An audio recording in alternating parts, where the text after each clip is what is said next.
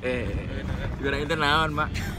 Halo guys. Gila banget. Kita lagi ada di jalan tol. Ini. Mana Kak Ocit? Ini ada Ocit di belakang. Anjing gelap banget muka. Porter kita.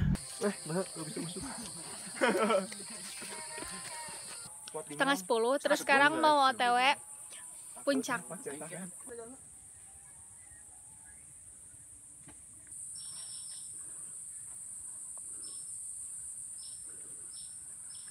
Ya udah.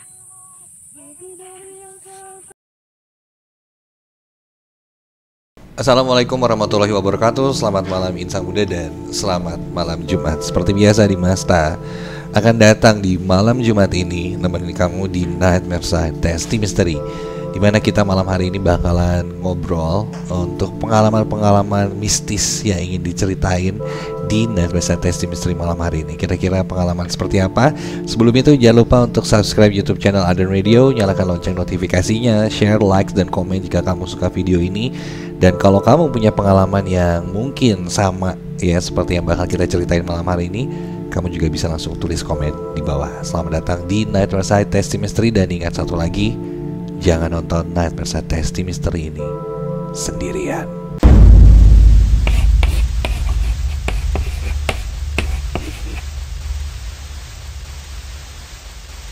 Di Nightmare Side Testy Mystery malam hari ini kita bakalan ngobrol sama satu tim. Ini bisa dibilang anak-anak pecinta alam mungkin ya, atau orang-orang yang suka banget hiking, dan mereka mengalami satu kejadian kisah nyata yang mereka alami sendiri ketika mereka hilang. Wah, hilang gimana nih maksudnya? Langsung aja kita ngobrol ya, ada Salma. Selamat malam Salma. Malam, halo. Apa kabar Salma? Baik. Iya, Salma ini juga salah satu dari anak Arden School juga ya Salma ya. Angkatan berapa Salma? Aku 2017. 2017. Yes. Oke. Ini jadi aku tuh sempat dengar kabar katanya ada mungkin satu tim yang hilang nih ketika mendaki gitu betul. ya. Terus dicari beberapa hari segala macam, gak ketemu sampai akhirnya balik lagi sendiri gitu. Nah sebenarnya kalau jelasnya sendiri itu tuh kayak gimana sih? Dan ini kamu tuh ada di tim itu juga ya? Iya, ada. Betul. Jadi kamu juga sempat hilang tuh? Iya. Karena kan kita berenam tuh. Jadi ya aku salah satu, dan aku kebetulan cewek sendiri. Oke. Gitu, ya. Nah oke, dimulai dari awal deh. Jadi ceritanya kamu sama tim kamu ini mau kemana nih? Jadi kejadian itu kita ngerencanain untuk naik ke Gunung Cikuray nih di Garut kan, Jawa Barat. Okay. Nah, it's 21 sampai 23 Juni kemarin. Nah, udah tuh. Jadi awalnya itu cuman aku, Alam, Roshid, terus Iam sama Davin, terus nambah satu anggota namanya Rifat. Itu berarti jadi 6 kan. Oke. Udah tuh. Terus kayak overall kita tuh semua preparationnya emang gak terlalu yang prepare banget, mulai dari fisik, mental, dan lain-lain gitu kan. Tapi kecuali kayak beberapa orang udah ada yang sepeda-sepedaan atau sebelumnya. Kayak kita tuh belum tahu gitu sih. Medannya seperti apa? Ya, medannya seperti Berarti apa. ini pertama kali ke Gunung Cikuray? Ya. Semuanya? Wow. Ya, soalnya kita tuh kebanyakan naik gunungnya tuh di Jawa Tengah. Kayak yang udah misalnya Semeru yang kayak gitu-gitu. Oh gitu. Okay. Sementara ini kan Cikuray tuh yang ketinggiannya pun bisa cukup dibilang lebih pendek daripada gunung-gunung yang kita sebelumnya kan. It's about 2000 mdpl gitu. Oke, jadi kayak ya udah deh persiapannya biasa aja jadinya. Yeah. Karena nggak terlalu tinggi juga gunungnya. Kita juga nggak mikir yang kayak ini harus preparationnya bener-bener siap nih, because soalnya niatnya tuh lebih santai gitu loh naiknya. Udah tuh kan. Terus kita perjalanan start Minggu jam 6 pagi dari Cimahi menuju Garut kan. Nah, terus kita pakai mobil berenam. Yang nyetir itu Iam kan. Iam nyetir, terus sebelahnya Rifat. Jadi kita pakai Google Maps. Nah, kita tuh mau naik si Gunung Ciremai ini tuh pakai Cikuray itu. Cikuray. Iya, Cikuray itu lewat jalur pemancar yang katanya tuh cenderung lebih landai dan lebih gampang katanya. Lebih gampang. Ya, nah udah kan. Udah gitu Kita berangkat jam 7, jam 10 kita nyampe Garut.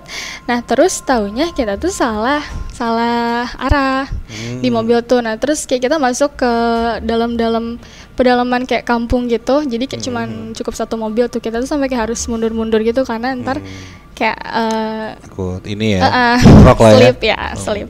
Nah kan, terus pas nyampe nggak ada base camp. Terus kita bingung kan, ini tuh beneran nggak sih gitu. Terus kita tanya, ada kata teteh warung gitu tuh, oh ini bukan jalur pemancar, kata dia tuh gitu. Ini tuh namanya Cikur atau Cakur, aku lupa tuh. Nah terus si tetehnya tuh ngomong kemarin Menteri pariwisata tuh pernah ke sini, terus katanya bilang nggak ada pendakian yang boleh naik lagi gitu loh. Jadi itu tuh hari terakhir dan mereka tuh udah pada disuruh turun, dah tuh kan. Terus sebenarnya kita udah kayak udahlah ini kita mantai aja gitu, nggak jadi gitu. Terus tuh kayak tapi kayak ada beberapa juga yang kayak lebar udah lanjutin aja, kita naik aja gitu, udah kan. Terus akhirnya kita nyari alternatif lain, jadinya kita pakai via Kiara Janggot nih. Udah packing, sholat, makan dan lain-lain. Terus kita start tuh jam 4 sore. Terus itu modal nekat aja kan. Sebenarnya soalnya kita tadinya mau naik jam 12 karena takutnya kemalaman kan. Tuh, nah terus udah gitu pas naik nih di jalur Kiara Janggot itu ada 8 pos plus puncak kan. Ini kalau Kiara Janggot ini emang jalur pendakian yang benar legal gitu kan. Benar legal. Cuman kalau yang sebelumnya jalur pemancar melandai, ini mah mungkin jadinya normal aja gitu. Iya, nah kita tuh nggak tahu sama sekali itu kayak gimana. Jadi kita nekat aja kan. Udah tuh karena udah ada 8 pos, kita agak apa ya, sebenarnya agak ceroboh juga karena kita nggak tahu treknya kayak gimana kan, and we're not ready for it gitu. Terus pas dari base camp menuju pos 3 itu kita ditemenin sama namanya Bapak Sobar, dia tuh kayak agak seperti guide gitu loh. Terus aku nanya, ada yang nemenin. Aku nanya, Bapak ngapain ke atas, mau jemput ada cewek katanya kakinya kekilir harus dievakuasi. Oh oke, kata aku tuh gitu. Oh berarti ada yang camp di situ juga berarti ya? Ada. Emang lumayan banyak juga sih yang naik waktu itu. Cuman yang naik sore itu dikit banget. Sisanya udah ada yang pulang, mungkin ada yang stay. Iya, ada yang stay. Yang naik sedikit. Iya, termasuk naik kamu. Sedikit. Betul. Terus sudah kan. Nah, dari trek yang base camp sampai pos 1 tuh dia lebih kayak ke apa ya? Probably kayak kebun gitu. Jadi agak panjang dan itu mulai kayak mager gitu kan. Jalannya mager. Terus sudah gitu tuh si bapaknya tuh ngomong kan, sambil ngobrol-ngobrol si bapaknya ngomong kayak kalau di Cikura itu bukan tempatnya untuk pacaran. Terus aku kayak untung nggak ada pacar aku kan, kayak ini teman-teman semua gitu loh. Ada pantangannya itu. Iya, ada pantangan. Kalau di Gunung Cikura itu nggak boleh ada yang pacaran. Yes, betul. Pantangannya itu. Ya, pantangannya itu. Cuman kayaknya hampir semua gunung juga pantangannya itu sih Kak. Sama ya? Iya, menghindari kan. Udah gitu kayak jangan banget gitu berlaku senonoh di sini tuh, kata si bapak tuh itu. Terus sudah kan, begitu pos 1 pos 2 mulai kerasa, terus kayak udah mulai curam juga treknya tuh. Mulai curam, terus sempat tukar-tukar posisi jalan berdasarkan cepat lambatnya, jadi kita biar lebih cepat gitu. Kalau itu tuh jadi kayak misalnya yang lambat tuh agak ditaruh di depan, jadi dia bisa ngatur kecepatan kita gitu loh. Udah tuh, terus pos 2 sampai 3 itu curam, gak ada landainya. Terus jauh ini tuh belum ada tragedi apa-apa. Itu berarti kondisi pas udah naik itu jam berapa berarti? Sekitar hampir maghrib. Belum maghrib berarti ya? Belum, atau mungkin udah agak gelap gitu. Udah agak gelap ya? Yes, tapi belum malam-malam nih? Belum. Terus pos 3 sampai 4 tuh treknya makin sulit, terus ditambah matahari tuh udah mulai hilang. Terus kita tuh usahain untuk nyampe base camp tuh, nggak base camp sih, nge-camp tuh di minimal pos 5 ke atas, karena katanya kalau pos 4 ke bawah tuh banyak babi hutan. Jadi nggak disarankan untuk camping di situ. Banyak babi hutan. Pos 4 sampai 5 terus jujur agak-agak kalau misalnya ada yang pernah naik Gunung Burangrang tuh agak-agak mirip gitu. Jadi dia tuh apa ya? Lebih kayak ke tanah dan akar gitu, jadi emang sedikit effort gitu loh naiknya. Harus kayak agak gitu. Ya manjat-manjat gitu ya. Kadang ada yang bekas longsor mungkin ya. Oh ada juga. Iya ada juga, ada yang bekas longsor. Sulit lah intinya ya. Jalurnya tuh ternyata pas kalian kesana tuh, wah ternyata lumayan ini juga ya. Walaupun dia pendek si gunungnya tuh, udah kan, terus mulai berkabut, mulai dingin, terus kayak oh ini harus cepat-cepat nih kan. Nah di pos 5 tuh akhirnya kita sepakat buat ngecamp di sini. Terus aku sama Kak Ala masak dan lain-lain, terus yang lain kayak ngedirin tenda gitu. Jadi udah sih biasa camping gitu mah kayak satu tenda jadi isinya 3 gitu loh. Udah tuh. Terus malamnya kita diskusi kayak besok tuh kita mau summit atau enggak, kata dia tuh gitu kan, karena biasanya kan orang-orang nyarinya sunrise lah gitu, tapi dipikir-pikir kan takutnya kita malah ngedrop dan nggak kesampaian gitu. Akhirnya kita deal untuk kayak udahlah besok kita naiknya santai aja, mulai jam 10 atau jam 11 katanya tuh. Oke, kata aku tuh gitu.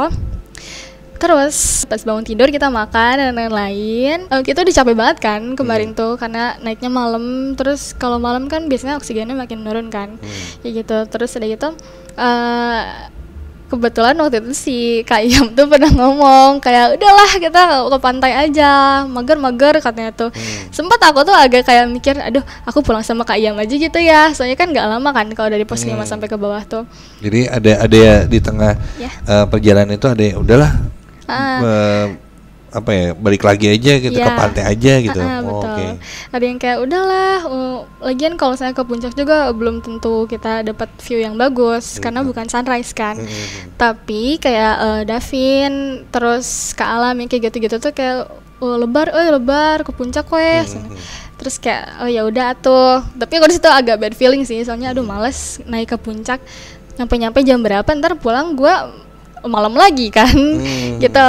Terus udah gitu, jadi di sana itu nggak disarankan untuk ninggalin tas di camp, jadi semua harus dibawa. Oh, carrier-nya dibawa semuanya. Carrier-nya dibawa semua, which is makin kayak agak beban juga kan ke kitanya. Nah udah tuh.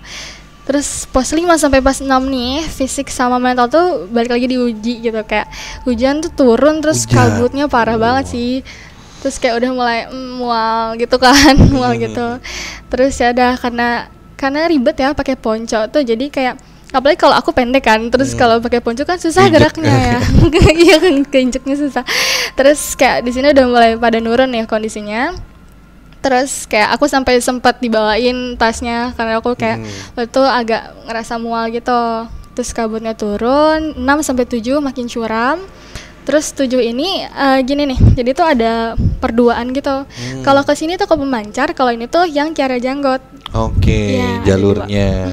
Jadi jalur si pemancar ketemu juga tuh akhirnya di situ. Iya, ketemu juga kayak ada intersection gitu.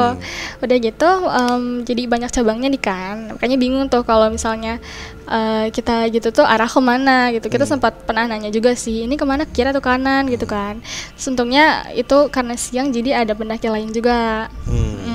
Terus pas ke atas pos 8 mulai banyak tenda, itu udah kayak udah seneng, wah akhirnya nyampe puncak. Iya.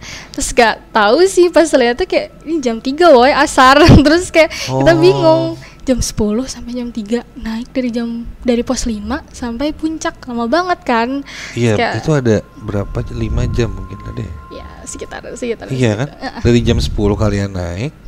Jam 3 itu belum nyampe puncak atau udah nyampe puncak? Jam 3 jam 4-an kalau nggak salah. Terus apesnya sih pas naik itu di puncak taunya kabut terus agak gerimis gitu loh. Jadi kayak sebenarnya nggak banyak view yang bisa dilihat dan taunya banyak juga orang-orang yang camp di puncak tuh. Terus gak lama kita foto-foto, masak nih. Terus udah hujan gede banget, terus ada shelter gitu di sana tuh kan. Tapi waktu itu emang ada kayak pendaki yang sengaja buat ngedirin tendanya di situ, sebenarnya padahal nggak boleh. Terus akhirnya kita ikut neduh kan, terus masak makan, terus kita kayak diskusi dulu, ini gimana turunnya, hujan nih. Tapi tuh jadi gini, kayak beberapa anggota tim itu mereka punya kayak kepentingan tersendiri besoknya, kayak rapat kayak gitu-gitu. Oke, jadi emang harus turun saat itu juga. Yes, harus turun saat itu juga karena mereka besoknya ada kepentingan sendiri kan. Terus ya udah, kita nggak ada rencana ngedirin tenda kan di situ, jadi kayak kita diam aja di shelter itu. Terus akhirnya udah mulai gelap tuh. Akhirnya udahlah kita turun aja katanya tuh gitu. Aku nggak masalah sih sebenarnya waktu itu, kayak mungkin emang kalau misalnya si keperluannya penting banget ya oke aku bisa toleransi gitu. Tapi pas keluar kita udah pakai ponco, hujannya makin gede. Terus aku langsung agak bad feeling kan. Duh ini gimana? Udah hujan malam, basah gitu, Basah, terus licin, jalurnya lumayan ekstrim ya kan. Terus gelap kan gitu. Itu berarti kondisi pas mau turun tuh jam sebelum maghrib ya. Udah maghrib. Udah maghrib ya. Jam 6-an. Udah azan, aku udah dengar banget ada azan. Soalnya itu mereka sempat ada yang sholat dulu kan. Oke. Ya kita nunggu dulu. Maghrib kalian turun. Luar biasa. Maghrib turun, maksain lah. Maksain ya. Iya, Oke. maksain. Terus? Udah gitu hujan dingin. Jadi kita cuman bakalnya nekat ponco sama headlamp gitu doang. Terus udah gitu posisinya ganti sekarang. Nah, biasanya tuh kalau naik tuh Davin, aku, Rifat, Alam, Iyam, belakang Roshid tuh sweeper tuh jadi kayak memang dia fisiknya paling kuat tapi dia yang untuk ya kalau ada kalau ada apa segala macam gitu. Nah udah kan, terus tapi sekarang di switch si posisinya. Sekarang posisinya tuh kalau nggak salah Ocit, Iyam, aku, Rifat, Davin, Alam kalau nggak salah gitu. Terus waktu turun tuh udah mulai gelap karena maghrib kan. Terus pos 8 udah lewat. Di dalam tenda tuh pendaki-pendaki tuh kayak nanya, teh beneran mau turun sekarang? Iya, besok ada kepentingan gitu. Terus mereka kayak hati-hati teh. Terus kita kayak langsung ya minta doanya gitu kan. Terus emang tapi di situ aku mulai karena ada bad feeling. Soalnya aku jarang gitu kalau turun gunung malam karena itu very risky kan. Terus udah gitu sampai pos 7 tuh ada jalur ke kiri. Nah kan ke kiri dan ke kanan yang kata aku intersection itu. Oke. Ketemu udah nyampe situ ya. Udah nyampe situ.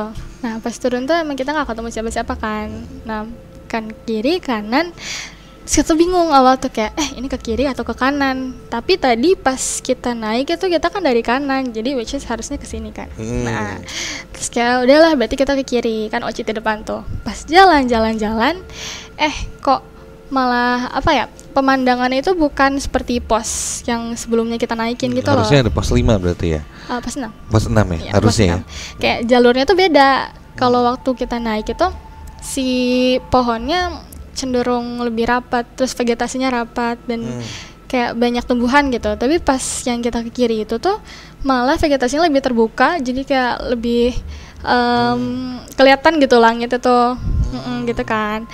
Terus awalnya Kak Ocit tuh nanya, bener gitu ya ke sini kan? Terus karena kita seingatnya ke kanan itu kan pemancar kan, kita takut salah juga soalnya.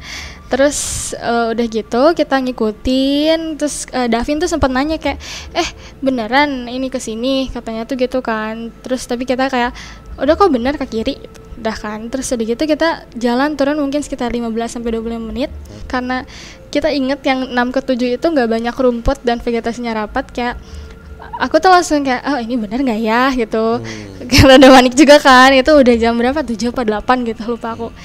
Terus kayak akhirnya kita diskusi tuh, tapi itu posisinya kayak turunan gitu.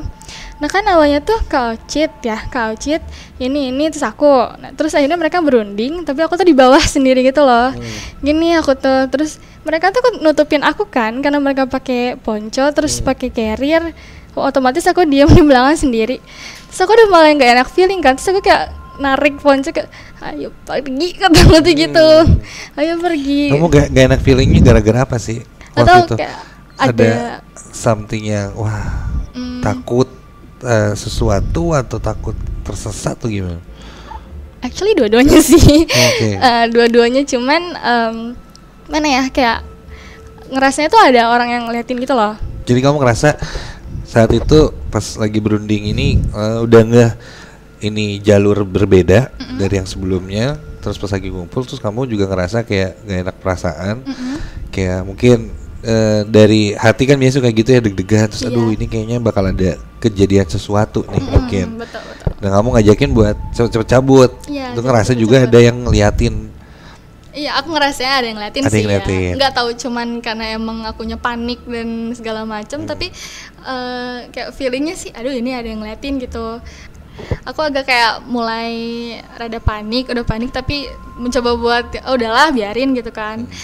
Terus udah tuh kayak aku tuh pengen pergi dari situ, cuman masih kayak mikir kan bener ke kiri gitu, tapi beda si jalurnya tuh. Udah kan, terus akhirnya diskusi, tapi beda-beda pendapat gitu loh. Akhirnya karena aku diem tuh, Rifa tuh nanya ke aku, udah sekarang tanya si Ama aja, kan di sini yang anak pencinta alam cuma si Ama doang, bukan yang lain nggak ada katanya. Oh, yang lain itu sebenarnya bukan pecinta alam atau anak yang suka hiking. Suka hiking. Cuman bukan yang emang pro banget gitu mungkin ya. Aku juga bukan pro sih. Iya, cuman, maksudnya bukan ya ayolah gitu, hobi iya. lah, seneng lah gitu Hobi, ya. iya. Oke. Udah kan, terus nanya kan kalau menurut Ama gimana, katanya tuh gitu. Terus aku ngomong kalau misalnya kita hilang di gunung, opsinya tuh cuma 2 kan, ke bawah atau ke atas. Terus aku ngomong kalau ke atas tuh kita destinasinya udah fix gitu, karena puncak tuh cuma 1 dan mengerucut kan. Kalau ke bawah kan kita makin lebih lebar gitu. Terus kayak gimana ya, kemungkinan untuk tersesatnya itu lebih besar daripada ke atas. Tapi itu kita kan itu udah jalannya 15-25 menit tuh Kak. Nah sementara itu kayak udah hujan, terus kan badan drop itu kan, aduh ke atas PR lagi nih gitu kan. Terus akhirnya oh ya udahlah kita ke atas aja, setuju ke atas.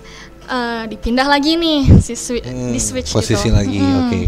Sekarang karena Davin itu salah satu orang yang kayak kekeh untuk kita ke atas lagi aja, kita ke pos 8 nanya gitu, nanya ini bener atau enggak kan itu kan. Ya jadinya dia di depan, aku, Rifat, Alam, Iyam, Ocet, jadinya gitu, udah kan. Terus kita naik. Nah itu tuh posisinya, jadi Davin itu jalannya cepet banget. Davin tuh orang yang tipe jalannya tuh cepat, terus kayak gesit gitu. Sementara Karifat itu di belakang dia minus, terus kakinya patangannya gitu agak seleo okay. gitu. Terus dia karena minus, jadi dari belakang tuh harus aku giniin gitu loh pakai lampu kan. Terus udah gitu, karena Davin cepet jalannya, aku tuh harus agak keep up sama dia gitu loh. Aku bisa nyusul dia, tapi ntar aku ninggalin Rifat gitu. Kalau aku nungguin Rifat, aku ketinggalan Davin. Aku di depan tuh sendiri gitu kan. Terus aku anxiety-nya makin langsung gitu kan. Iya, aku langsung panik. Terus ada di mana saat Davinnya keburu ke depan, terus aku kepaksa di depan sendiri karena udah nggak kelihatan gitu Davinnya di mana. Terus kayak pas lihat ke belakang, Karifa tuh agak jauh ternyata. Jadi aku tengah-tengah tuh kayak Davin di sini, aku di sini, Rifa di sini gitu. Aku sendiri kan di situ. Terus tiba-tiba ini aku kayak nggak tahu sih, ini salah satu apa ya, bukan penampakan ya, apa ya, maksudnya tuh kayak activity yang aku dengar sendiri gitu. Tiba-tiba ada suara cewek, dia iya suara cewek. Aku nggak tahu dia nyanyi apa, tapi bukan nyinden, cuman lebih kayak lagu Sunda gitu nggak sih, kayak gitu-gitu.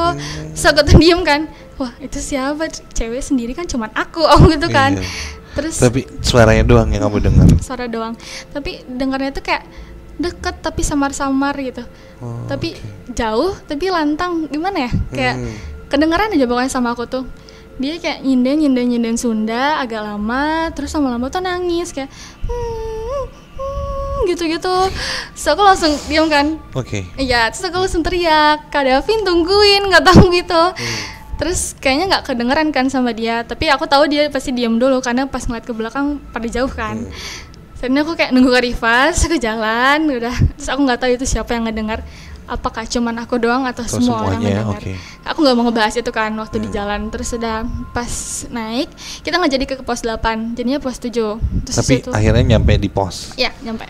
Akhirnya nyampe di pos 7, terus kita langsung kayak berunding gitu sambil kayak maksudnya bener-benerin diri gitu, kayak misalnya sepatu diikat lagi gitu-gitu. Terus kayak kita nanya, ini beneran nih kesini, itu kan kita salah berarti kesini tuh beda, soalnya sebenarnya ada panah 2 gitu loh.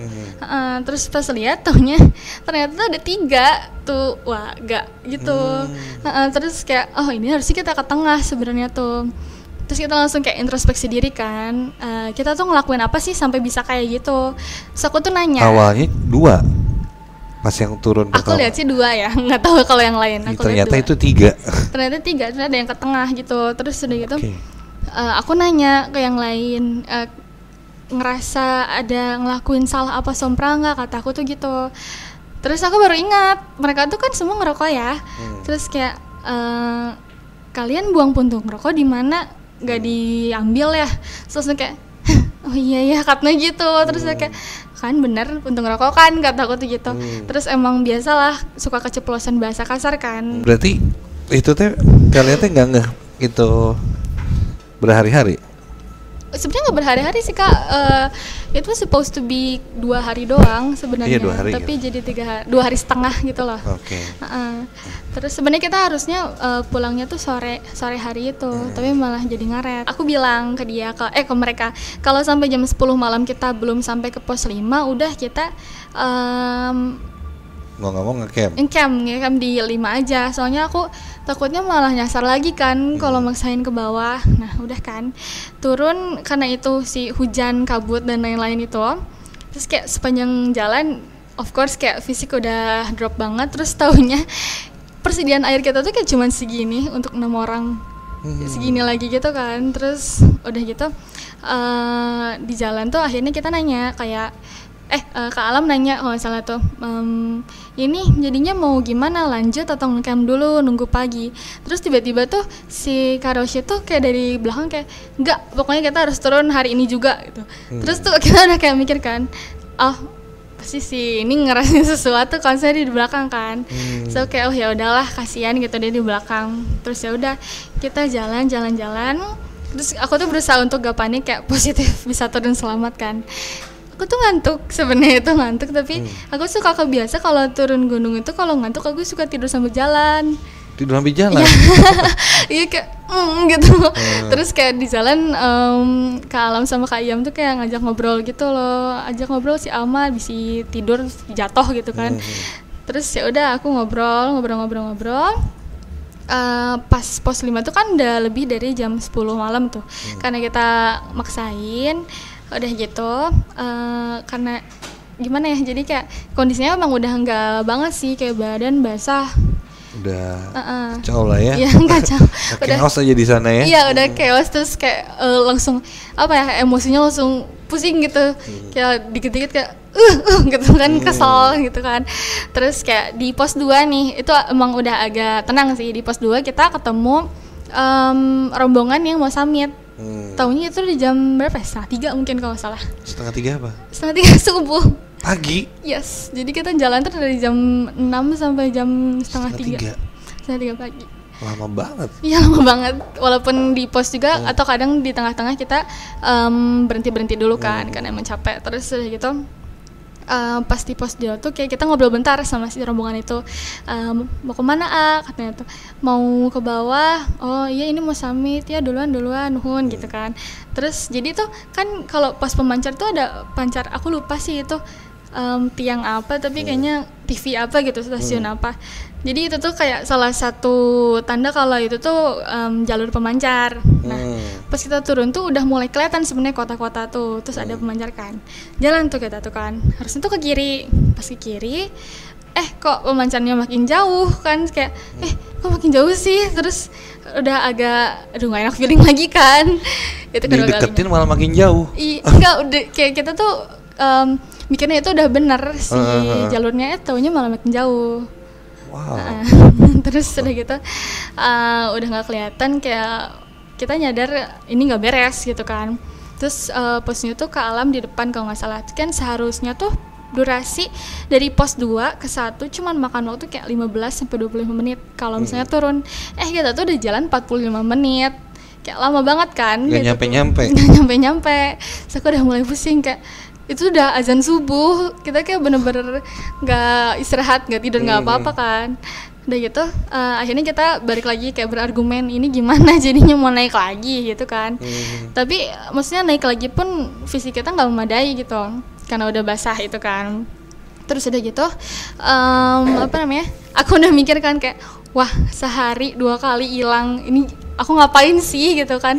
Kayak what did I did wrong. Terus udah gitu kita bilang, maksudnya kita diskusi either mau ke pos 2 balik lagi atau terus turun. Tapi tuh aku lihat ada kayak tanda HM22. HM tuh hektometer. Jadi kayak patokan. Maksudnya jadi kalau misalnya ke puncak tuh nggak salah sampai HM60 atau 70 gitu. Kalau 22 makin turun kan dua-dua dikit Iya, dong, iya, bentar iya. lagi kan. Terus bingung banget kan harus gimana sebenarnya tuh. Aku tuh kayak kita tuh udah kayak dehidrasi, udah pengen minum, capek banget kan. Terus kayak kita coba buat nelpon base camp dan akhirnya bisa tuh karena ada sinyal, ada si pemancar itu kan. Terus akhirnya nyambung, terus kita minta buat disusul dan dibawain air. Terus kata babanya, oh iya nanti disusulin. Terus gitu kayak, tapi nggak begitu jelas gitu loh karena si bapaknya tuh nggak ngabarin kapan mau kesininya gitu.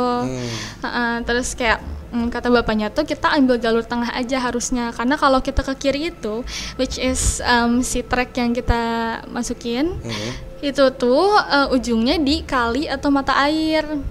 Jadi harusnya tuh ke tengah bukan ke kiri gitu. Dah kan, terus abis itu karena udah capek, kita tuh jadi kayak kebetulan bawa peluit. Jadi kalau misalnya ada beberapa menit, kita tuh kayak ngeharap ada yang nemuin kita gitu loh. Kayak terus nupin kan. Terus udah gitu Kak Rosy tuh sempat teleponan sama ibunya kayak, ini kita masih di sini nyasar katanya tuh gitu. Taunya pas aku buka HP, orang-orang di Bandung tuh udah pada nge-free call-in kayak, lu di mana? Ini kenapa belum pada pulang? Pada nanyain orang tua katanya tuh gitu kan. Panik gitu kan. Terus udah gitu akhirnya deal buat naik ke atas tapi dengan interval waktu 5 menit istirahat naik gitu loh. Terus aku tuh di situ udah mual kan. Terus tapi aku masih tetap maksain. Terus aku di posisi terakhir. Jadi ini Rashid, aku, Rifat, yang lain di depan gitu. Terus udah gitu gak lama aku tuh ngomong ke Rashid, Kak Ocit aku mual pengen muntah. Terus langsung udah tadat gitu loh kayak, tuh kan katanya juga apa, udah diem dulu aja sampai pagi. Nanti apa sih kalau maksain bisa lebih parah katanya tuh gitu. Udah kan, terus akhirnya tiduran kayak itu semuanya kan. Terus bangun-bangun udah sunrise. Terus agak tenang tuh di situ tuh udah ada light lah setidaknya kan. Terus udah gitu pas aku bangun kayak kita ganti baju karena basah posisinya, walaupun sebenarnya yang di carrier pun basah juga si bajunya tuh kan. Ke pos 2 bingung mau gimana lagi, malah si pos 2 nya itu nyabang 1, 2, 3 gitu kan. So kok makin pusing kan, lah ini gimana sih gitu. Berubah lagi. Ini kita tuh kemana sih sebenarnya kan. Terus ya udah. Jadi bercabang lagi 3 sekarang. Iya betul. Pagi-pagi itu. Pagi-pagi jam 6 kalau nggak salah. Iya jam 6. Terus kayak aku tuh langsung mikir kan, aduh ini bener nggak sih? Kayak bingung banget ini tiba-tiba cabang 3 padahal kita yakin waktu itu tadi malam tuh kita kayak langsung turun gitu loh. Udah kan, terus kayak tiba-tiba hujan lagi dan kabut turun. Terus aku langsung mikir, wah ini kita nggak dibolehin keluar apa gimana sih? Pagi-pagi itu ya, tiba-tiba hujan lagi, kabut turun lagi. Kabut lagi. Tapi itu nggak ada orang, benar-benar nggak ada orang pas itu tuh. Terus aku usul mending lanjut ke bawah karena jelas tulisannya hektometer 22 karena itu lebih dekat kan. Oh ya, waktu subuh itu waktu kita turun tuh itu rada-rada tahu ini nggak sih kayak trek untuk motor trail, rada nyekung ke dalam gitu. Kita duduk di pinggir tuh. Terus kayak ada suara bagong sebenarnya di belakang tuh, tapi kita kayak udah nggak peduli. Udah capek banget kayak udahlah biarin gitu kan. Oh karena itu jalurnya ya. Iya itu jalurnya, karena itu jalurnya. Terus udah gitu akhirnya kita turun masain, tapi kayak udah mulai mending lah paniknya tuh. Aku di depan, yang lain di belakang. Terus pas aku jalan-jalan kabut kan gitu. Aku sebenarnya rada-rada apa ya keeng gitu loh, karena emang udah mau berkabut terus sepi kan, gak ada orang. Terus emang mereka agak jauh dari belakang aku. Terus aku dengar ada suara orang. Terus aku mikir kan, oh itu orang atau bener orang ya kayak. Suara apa? Iya. Terus pas lama-lama ada orang beneran. Terus aku tuh nanya dulu kan, kayak make sure itu beneran orang atau aku halusinasi gitu kan. Terus udah gitu aku nanya, dari mana? Kataku tuh dari bawah teh. Via apa? Kataku tuh Kiara Janggot.